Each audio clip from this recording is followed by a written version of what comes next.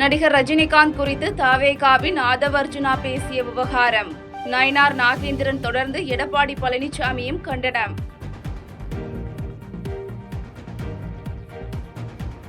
மாணிக்கம் தாகூர், சு வெங்கடேசன் உள்ளிட்ட 8 எதிர்க்கட்சி எம்பிக்களின் இடைநீக்கம் ரத்து. சபாநாயகர் ஓம் பிர்லா தலைமையில் நடந்த அனைத்து கட்சிகளின் மக்களவை குழு தலைவர்கள் கூட்டத்தில் முடிவு. பீகாரில் மொத்தமுள்ள 6 மாநிலங்களவை இடங்களையும் கைப்பற்றியது தேசிய ஜனநாயக கூட்டணி.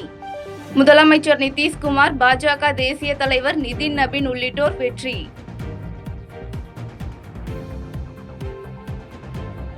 ஒடிசாவில் 3 மாநிலங்களவை இடங்களை கைப்பற்றியது பாஜக. ஒரு இடத்தை கைப்பற்றியது பிஜு ஜனதா தளம். செய்திகளை உடனுக்குடன் தெரிந்து கொள்ள கீழ்கண்ட கேபிள் மற்றும் டிடிஎச் நெட்வொர்க்குகளில் எம்நாடு செய்தி தொலைக்காட்சியை காணுங்கள். பாதகம் செய்பவரை கண்டால் நாம் பயம் கொள்ளலாகாது பாப்பா.